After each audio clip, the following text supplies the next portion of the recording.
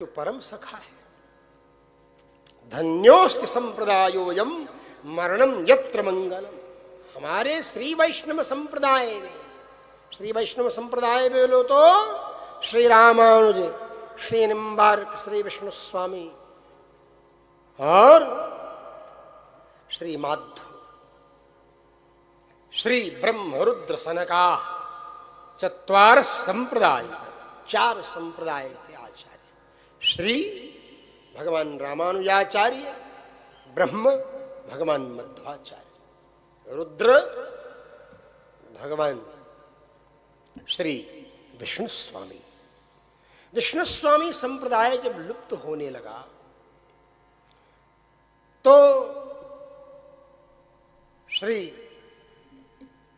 रामानुज संप्रदाय के अंतर्गत निरंतर अनुसंधान करने वाले आचार्य श्री लक्ष्मण भट्ट थे। उनकी पत्नी गर्भवती थी, साक्षात अग्नितीज गर्भ में था। भगवान ने स्वप्न दिया श्री लक्ष्मण भट्ट जी को, कहा कि देखो मेरा विष्णु स्वामी संप्रदाय क्षीण होने के कगार पर है, लुप्त होने के, इसलिए तुम अपने दिव्य संतान को श्री विष्णु स्वामी संप्रदाय में दीक्षित करा देना। ऐसा जब कहा, श्री भक्तमाल में चरित्र जब अनुभव करेंगे, चिंतन करेंगे तो आपको बहुत से रहस्य मिलेंगे। तो बोले ठीक है। उन्होंने श्री विष्णु स्वामी संप्रदाय में दीक्षित कराया। दीक्षित होने के बाद उस बालक का प्रखर तेज दिग दिगंत व्यापी होने लगा और वही बालक जगत में, लोक में जगत गुरु वल्लभाचार्य नाम से विख्यात हुए। वो संबंध अज्ञान तिमिरांध का हरण करने वाले भगवान निम्बार्काचार्य जी का स्मरण करते हुए श्री गोस्वामी नाभादास जी कहते हैं, निम्बादित्य आदित्य को हर अज्ञान जो हरिया। क्या कहते हैं भक्तमाल में?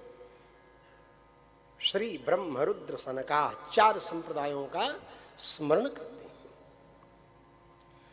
प्रथम श्री संप्रदाय में श्री रामानुज का स्मरण करते हुए कहते हैं, श्री रामानुज उदार सुधा निधि अवनि कल्पतरु, विष्णु स्वामी बोहित सिंधु संसार पारक, मध्वाचार्य मेघ भक्ति सर ऊसर भरिया, निम्बादित्यादित्य को हर अज्ञान जो हरिया, धर्म कर्म भागवत धर्म संप्रदाय था पी अघट, 24 प्रथम जिमि बपु धरे, तिम चतुर्व्यूह कलयुग प्रगट।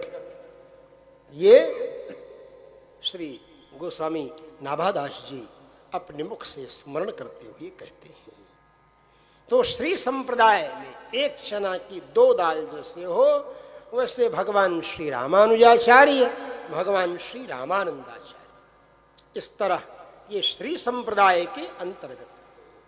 श्री विष्णु स्वामी संप्रदाय, श्री वल्लभाचार्य संप्रदाय, श्री मध्वाचार्य संप्रदाय, श्री माधव गौड़ी, ये इस तरह संबंध स्थापित किया।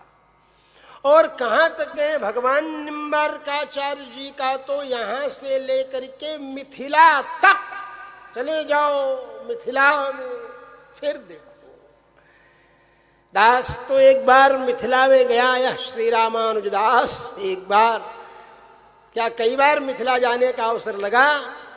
वहां ऐसे ऐसे रसिक भक्त मिलते हैं निम्बार्क संप्रदाय से जो जुड़े हैं, चाहे माध्व निम्बार्क श्री विष्णु स्वामी और श्री रामानुज, किन्हीं संप्रदायों से या किन्हीं भी इन संप्रदायों के अंतर्गत जुड़े हुए संप्रदायों से आप यदि जुड़ जाते हैं तो आपका बेड़ा पार। ये है, ये कहाँ का रास्ता बताते हैं? डायरेक्शन फिंगर है ना, ये रास्ता दिखाने वाले। राह चलते चलते देखते होंगे ऐसे इशारा रहता है, इधर जाना है, तो जिधर इशारा रहेगा एरो मार्क उधर आप जाते हैं। तो हमारा एरो मार्क क्या है, हमारा डायरेक्शन किस तरफ है? हमारा डायरेक्शन ऊपर की तरफ है। किधर? अपने ऊपर जानो है, भगवान के धाम में जानो है। जन ऊपर इंडिकेशन हो रहा है, ऊपर के लिए ऊपर जाना, इसलिए ऊर्ध्वपुंड्र। क्या कहा है? ऊर्ध्वपुंड्र। पुराणों में तो बहुत कुछ लिखा है, उनको कहेंगे तो आजकल लोग चिल्लाने लगेंगे और डिबेट होने लगेगा मेरी बातों पर।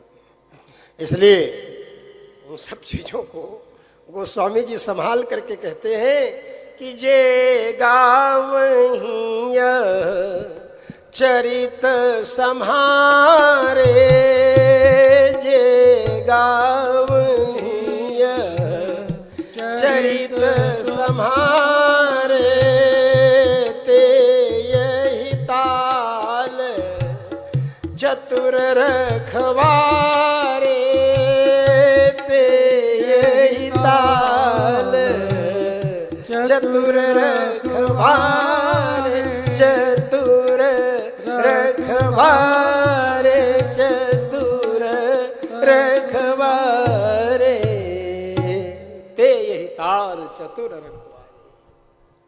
गोस्वामी जी कहते हैं सरोवर है ना, भगवान के भक्ति का दिव्य सरोवर है। एक घाट पर गरुड़ जी और काकभूषण जी हैं, मान लो। एक घाट पर श्री शिव जी और पार्वती जी हैं। शिव जी बोल रहे हैं और पार्वती जी सुन रही हैं, ऐसे सब घाट है ना।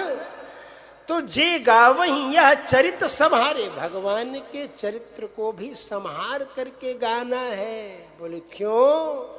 बोले अगर वैसे एज इट इज बयां का बयां सुना देसी जन हाई पोटेंसी आलोक कोनी झेल सके, आलोक संभाल भी कोनी सके, आने अजीर्ण हो जासी। कहीं हो जासी? अजीर्ण हो जासी।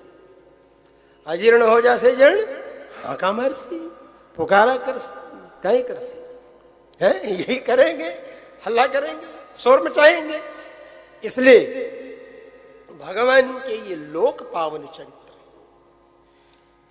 इनको कितना किसको किस तरह सुनाना है, श्रीमद् भागवत में तो और ज्यादा है ये संभाल कर सुनाने लायक।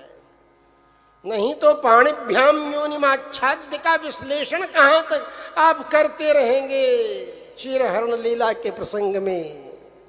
संस्कृत में भी बोलने में एक बार थोड़ी सी झेप लगती है, हिंदी में तो बोलना बड़ा कठिन है। महाराज थे साधु भया पुछियान कियान बोल रहा है, मैं कहीं करूं? दिगंबर हा दिगंबरम वक्त्र विकीर्ण केशम प्रलंब बाहुम सुकपोल नेत्रम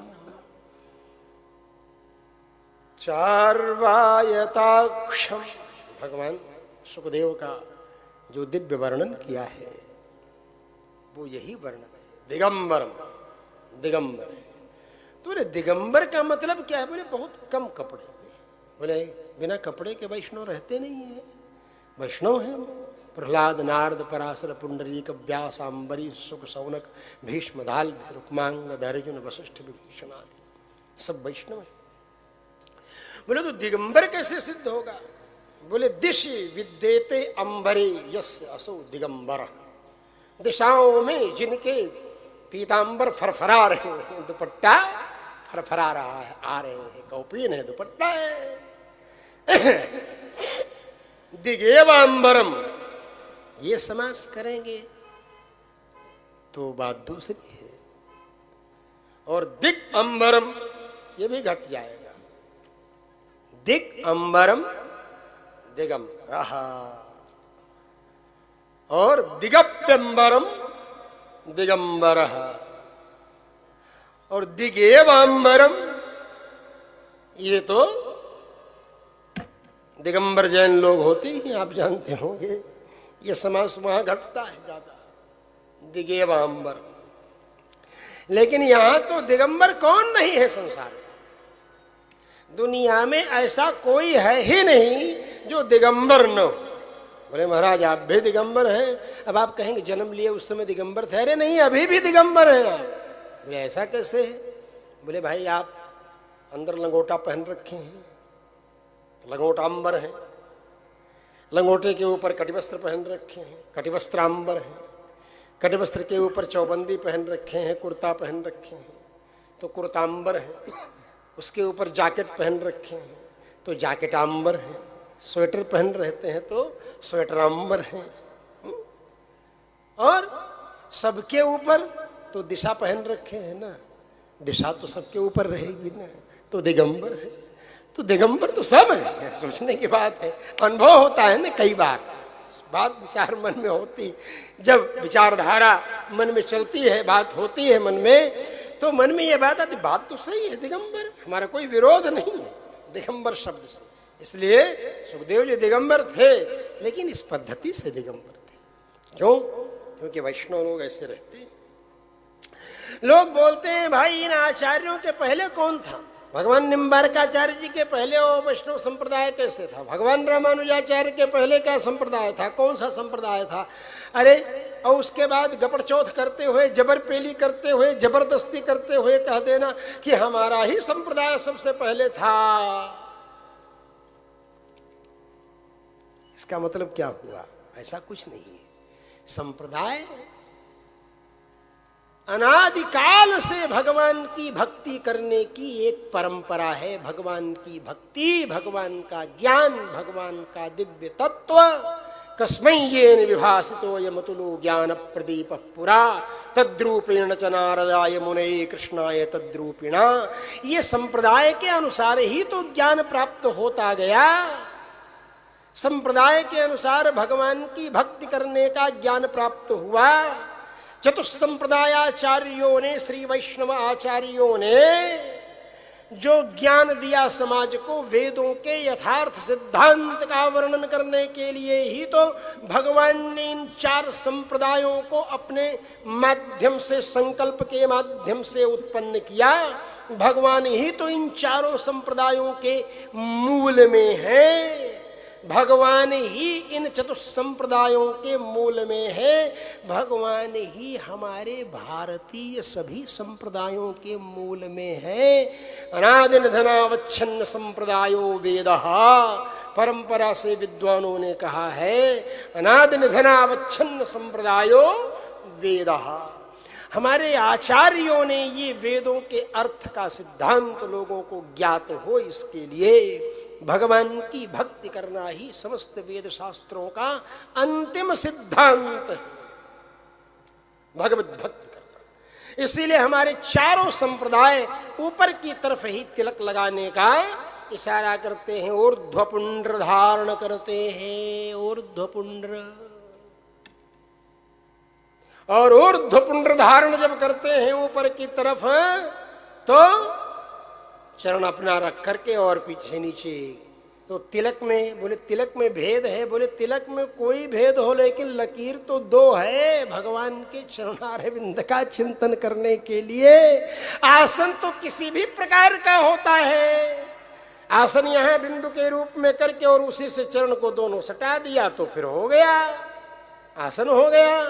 नासिका मूलमारभ्या के शांतम समर्चेत, द्वंगुलम त्रिंगुलम चापि ह्यंतरालम प्रकल्पयेत्, अच्छिद्रम ऊर्ध्वपुंड्रम तु यः करोति विमूढ़धीः तेन वै विधृतस्तम्यक् श्वानपादो न संशयः। हमारे भरद्वाज स्मृति, पराशर स्मृति, सांडिल्य विशिष्ट पर शास्त्र आदि जो शास्त्र हैं उसमें ये सब तो परम वैष्णव थे। इन लोगों ने तो तिलक लगाने का ढंग भी बतलाया है, तिलक कैसे लगाना, किस ढंग से लगाना ये भी बताया है। तिलक लगाने की विधि बताया नहीं कि यहाँ से यहाँ तक पोत लिया और तिलक हो गया। तिलक के लिए विधान बतलाया है, बीच में कितनी जगह छोड़नी है। द्वंगुलम त्रिंगुलम चाबी 2 अंगुल या 3 अंगुल कम से कम छोड़ो। बाद में सुशोभनम कह दिया, मैंने सुंदर भी लगे। ऐसा मत छोड़ो कि मतलब देखने में सुंदर न लगे, सुशोभनम सुंदर भी लगे। ऐसी अनुसंधान अनुभूति करते हैं। बोले हाँ, बोले हाँ। भगवान के चरणारविंद हैं, ऐसी अनुभूति करते हैं, भगवत चरणारविंद का स्मरण करते हैं। तो भगवान के चरणारविंद हैं और शंख और चक्र इन चरणों की सेवा में लगे हुए हैं। गरुड़ जी और हनुमान जी इन चरणों की सेवा में लगे हुए हैं। यही तो हमारे आचार्यों ने कहा, ये भक्ति करना वेद का सिद्धांत है। वेद ऐसी गाय है, समझ रहे हो ना? सर्वोपनिषदो गावो दुग्धा गोपालनंदन। तो गाय के अंदर दूध है।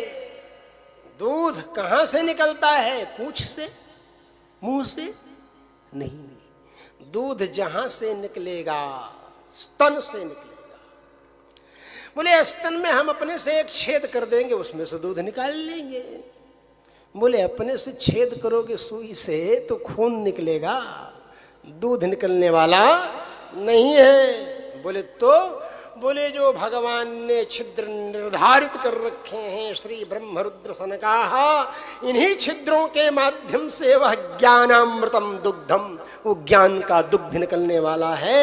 मानव कल्पित छिद्र से, हम लोगों के बनाए छिद्र से दूध नहीं, भगवान ने जिन छिद्रों को बना करके भेजा है, जो छेद भगवान ने बनाया है उसी छेद से दूध निकलेगा, दूसरे छेद से दूध निकलने वाला नहीं। तो ये वेद सिद्धांत का वर्णन करने वाली हमारे ये चतुष्संप्रदाय के आचार्य हैं। और उसमें भी विशेष द्वैत है, द्वैताद्वैत है, शुद्धाद्वैत है, विशिष्टाद्वैत, यही है। अद्वैत सब में है, केवल एक ही में नहीं है। किसमें? द्वैत। मध्वाचार्य जी सीधे छाती ठोंक कर 2 उंगली से सीधे दिखाते। हम लोग थोड़ा प्रोटोकॉल फॉलो करते हुए, लेकिन वो खुलेआम अनुभव है भक्त और भगवान का अनुसंधान। लेकिन सब व्यवहार में यही स्वीकार करते हैं, हम भक्त हैं, वो भगवान है।